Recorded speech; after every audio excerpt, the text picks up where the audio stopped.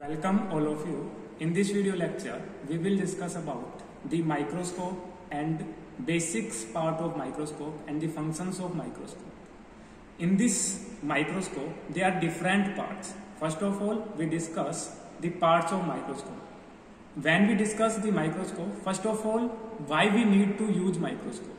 In the field of microbiology and biology and other field of biology and science, there are many microscopic substances and microorganisms that cannot be seen by naked eye.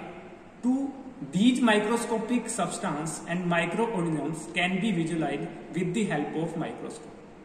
Now, this is the first part is the ocular lens. This is also called eyepiece. The second part is body tube. This one is a resolving notebook that contains more than 2 or 4 objective lens. Then second part is coarse adjustment. This one is fine adjustment. This flat area is called stage, and these stage contain 2 stage clip. And this part is diaphragm, and the bottom part of microscope is called base, and this is the mirror, and the diaphragm can be up and down with the help of screw. And this is part of the, इस part को हम arm के नाम से जानते हैं. तो अब वन बाय वन हम इन पार्ट के बारे में, आई लेंस की मैग्निफिकेशंस क्या होती है, क्या फंक्शंस होता है, बॉडी ट्यूब क्या होती है, रिजोल्विंग नोज पिन क्या होती है, ऑब्जेक्टिव लेंस क्या होता है, स्टेज का काम क्या होता है, स्टेज क्लिप का काम क्या होता है, आर्म का काम क्या होता है, कोर्स एडजस्टमेंट का काम क्या होता है, फाइन एडजस्टमेंट का काम क्या होता है, उनके बारे में हम देखेंगे. तो फर्स्ट हम बात करते हैं आपके आई लेंस की बात करते हैं. तो आपका जो आई लेंस होता है इसको हम ओकुलर लेंस के नाम से भी जानते हैं. नॉर्मली जो आपका आई लेंस होता है इसकी जो पावर होती है आपकी 10x पावर होती है, और आपकी आई लेंस की जो पावर है इसको हम अपनी मैग्निफिकेशंस के अकॉर्डिंग इसको हम चेंज कर सकते हैं. अगर हमें कोई भी ऑब्जेक्ट है उसको मोर मैग्नीफाई करके देखना है तो इसकी पावर को हम इंक्रीज भी कर सकते हैं, लाइक हम 15x भी यूज कर सकते हैं. अगर हमें कम मैग्निफिकेशन देख रहा है तो हम 5x ऑब्जेक्ट आई लेंस भी यूज कर सकते हैं. इसके अलावा हमें और मैग्निफिकेशन करके देखना है तो इसके अलावा हम 20x भी यूज कर सकते हैं. आपका जो आई लेंस है इसको हम कैन भी चेंज कर सकते हैं अकॉर्डिंग टू देयर मैग्निफिकेशन. इसके अलावा आपका जो आई लेंस है वो ऑब्जेक्टिव लेंस से कनेक्ट होता है with the help of body tube. तो बॉडी ट्यूब का फंक्शन क्या होता है, आपका जो आई लेंस है उसको आपका जो ऑब्जेक्टिव लेंस है उसके कनेक्ट करने का काम करता है. ये वाला जो आपका सर्कुलर जो एरिया है इसको हम रिजोल्विंग नोज पिन के नाम से जानते हैं. और एक जो रिजोल्विंग नोज पिन है इसके अंदर 2 से लेके 4 आपके ऑब्जेक्टिव लेंस हो सकते हैं. और आपके जो ऑब्जेक्टिव लेंस है इसको हम मूव करके, ये आपकी मूवेबल होते हैं, रोटेट करके आपका जो ऑब्जेक्टिव लेंस है उसकी पावर को हम चेंज कर सकते हैं. तो आपके जो ऑब्जेक्टिव लेंस है ये आपके 5x का होता है, आपका 10x का होता है, 40x का होता है और आपका 100x का होता है नॉर्मली. तो आपको अकॉर्डिंग टू देयर मैग्निफिकेशन आपका जो ऑब्जेक्टिव लेंस है उसको आप रिजोल्विंग नोज पिन की हेल्प से क्या करते, रोटेट करके चेंज कर सकते हो. If you need 10x power you can rotate then. ठीक है, आप 10x पे इसको रोटेट कर सकते हो. इसके अलावा नेक्स्ट पार्ट है जो ये फ्लैट वाली जो आपका पार्ट है, इस फ्लैट पार्ट को हम कहते हैं स्टेज. स्टेज वो एरिया होता है जहां पे हम स्लाइड को क्या करते हैं, प्लेस करते हैं. जिसको विजुअलाइज करना है उस विजुअलाइज करने के लिए स्लाइड को हम प्लेस करते हैं आपका फ्लैट स्टेज के ऊपर. इसके अलावा आपकी जो स्लाइड है उसको होल्ड करने के लिए आपके पास क्या होती है, 2 स्टेज क्लिप होती है जिसके हेल्प से हम स्लाइड को क्या करते हैं, होल्ड करते हैं एक पोजीशन पे, ताकि आपकी जो स्लाइड है वो हिले डुले ना. नेक्स्ट पार्ट की हम बात करें तो नेक्स्ट पार्ट है आपका आर्म. तो आर्म क्या होता है, बेसिकली आर्म का एक जो एरिया होता है, एक जो साइड होती है वो आपकी अटैच होती है बॉडी ट्यूब से, सेकंड जो साइड है वो आपकी अटैच होती है बॉटम से.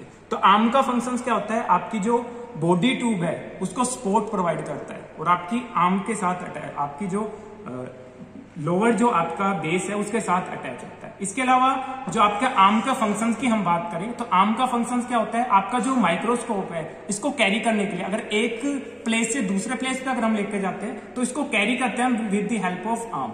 ठीक है, इसके अलावा नेक्स्ट पार्ट की हम बात करें तो आपका ये फोकलाई जो एरिया है इसको हम बेस के नाम से जानते हैं. तो आपका जो बेस है आपके माइक्रोस्कोप को होल्ड करने के लिए आपके बेस सबस्ट्रेट से अटैच होने में हेल्प करता है, बेस वाला पार्ट. इसके अलावा आपके माइक्रोस्कोप को टेबल के ऊपर मूव करने के लिए up, down, right and left move करने के लिए हम यूज करते हैं आपके आर्म वाले पार्ट को। कभी भी इसके मिडिल पार्ट से इसको हम मूव नहीं करेंगे, उसके लिए हम क्या करेंगे, इसके बेस वाले पार्ट से क्या करेंगे, अगर इसको बैक डाउन, अगर पीछे की तरफ थोड़ा सरकाना है तो हम क्या करेंगे, आर्म से दोनों हाथ से इसको होल्ड करेंगे और पीछे की तरफ क्या करेंगे, इसको मूव करेंगे। हमेशा माइक्रोस्कोप को कैरी करते हुए एक चीज ध्यान में रखनी, हमेशा माइक्रोस्कोप कहाँ पे होना चाहिए, आपका टेबल के मिडिल में होना चाहिए। नेक्स्ट पार्ट की हम बात करें तो नेक्स्ट पार्ट है आपका कोर्स एडजस्टमेंट, कि आपकी ऑब्जेक्टिव लेंस की स्टेज से कितनी आपका डिस्टेंस होना चाहिए, उसको हम मेंटेन करते हैं with the help of course adjustment.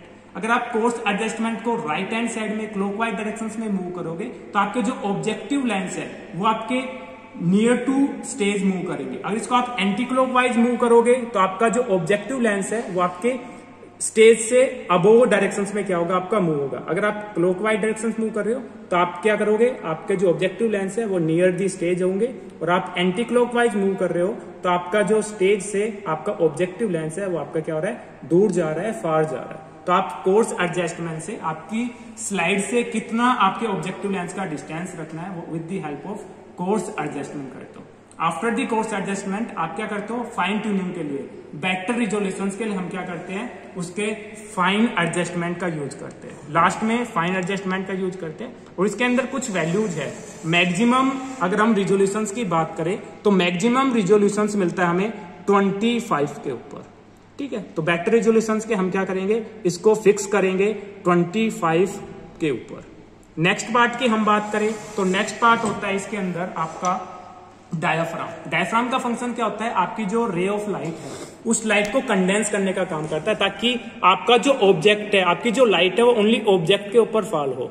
तो आपका जो डायफ्राम की हम बात करें, डायफ्राम को हम अप एंड डाउन अपने अकॉर्डिंग लाइट को कंडेंस करने के लिए अप डायरेक्शन में भी मूव कर सकते हैं और आपके लो में भी मूव कर सकते हैं। अगर हम इसको एंटी क्लॉकवाइज डायरेक्शन में मूव कर रहे हैं तो आपका जो डायफ्राम है अप डायरेक्शन में मूव होगा, और एंटी क्लॉकवाइज डायरेक्शन में मूव करते हैं तो आपका जो डायफ्राम है वो आपका बिलो मूव करेगा। इसके अलावा हम बात करें डायफ्राम के, अगर हम खोल के देखें तो इस डायफ्राम के अंदर क्या होता है आपका,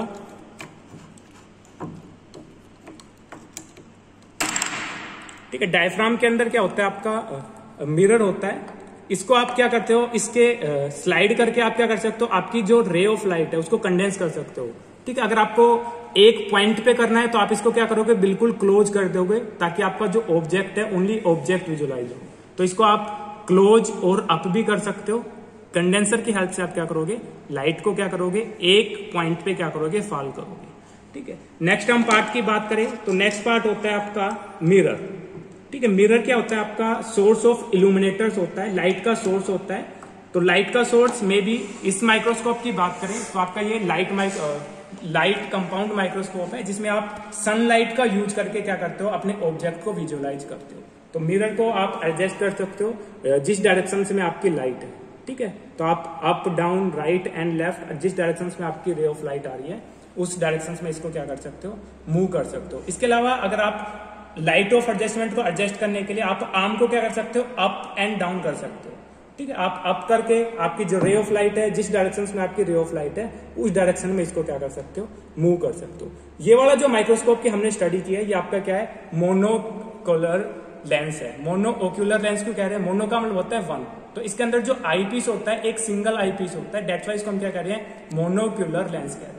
नेक्स्ट हम बात करें, ये आपका लाइट माइक्रोस्कोप है, ये आपका मिरर यूज किया जाता है इल्यूमिनेशन के लिए। इसमें इल्यूमिनेशन के लिए क्या यूज किया जाता है, आपकी लाइट यूज की जाती है, इलेक्ट्रिक लाइट यूज की जाती है। और इसके अंदर आपके आई लेंस की बात करें तो दो आई लेंस प्रेजेंट है, डेट वाई, इसको हम क्या कह रहे हैं, बाइनोक्यूलर लेंस कह रहे हैं। इसके अंदर जो सोर्स ऑफ लाइट है आपकी इलेक्ट्रिक लाइट होती है, आप इल्यूमिनेट करने के लिए क्या यूज करोगे, आप इलेक्ट्रिक लाइट का यूज करोगे। इसके अलावा ये वाला जो पार्ट है, इस स्क्रू की हेल्प से आप क्या कर सकते हो, जो लाइट की इंटेंसिटी है उसको आप इंक्रीज और डिक्रीज कर सकते हो। जैसे इसमें साइन दिखा है, आप क्लॉकवाइज डायरेक्शन में मूव करोगे तो आपकी जो लाइट है वो आपकी क्या होगी, इंक्रीज होगी इंटेंसिटी।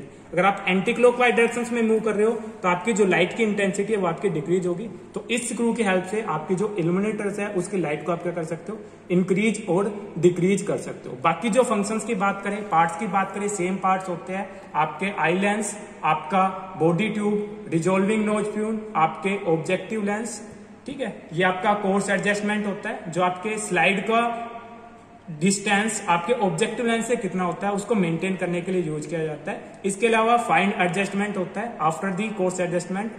फाइन ट्यूनिंग के लिए हम क्या यूज करते हैं, फाइन एडजस्टमेंट का यूज करते हैं। ठीक है, ये आपका स्विच है जिसकी हेल्प से आप ऑन और ऑफ कर सकते हैं। Thank you.